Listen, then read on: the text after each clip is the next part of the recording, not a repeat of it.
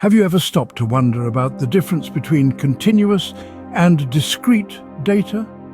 Well, today we're diving into this fascinating topic. And by the end of this discussion, you'll have a solid grasp on these core concepts in geography and beyond. In the world of data, everything isn't as straightforward as it seems. We have two key types of data that we deal with: continuous and discrete. Now, what exactly do these terms mean? And how do they impact the way we analyze and interpret data? Let's start by exploring discrete data. Think of discrete data as distinct, separate entities. They are typically nouns like a pond, a building, or a county, and they have clear, defined boundaries. There's an exact change in characteristics between one discrete data point and the next. It's like picking apples from a tree. Each apple is an individual, separate entity. You can count them, and there's a clear distinction between one apple and another. Now let's shift our focus to continuous data. Unlike discrete data, continuous data doesn't have clear, defined boundaries. It's more of a fluid, constantly changing entity.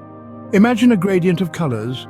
It smoothly transitions from one shade to another without any abrupt changes.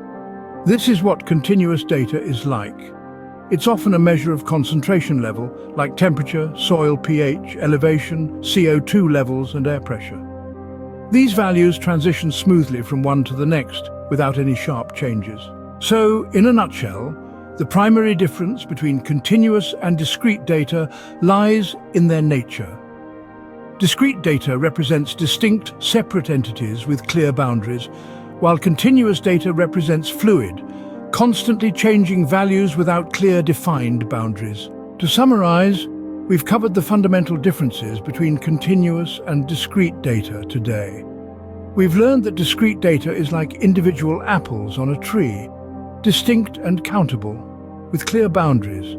On the other hand, continuous data is like a gradient of colors, smoothly transitioning from one value to another.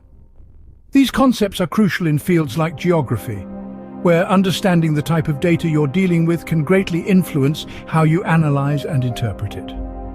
Remember, the world of data isn't always black and white. Sometimes it's a gradient of colors, smoothly transitioning from one shade to the next, and sometimes it's a collection of distinct, countable entities.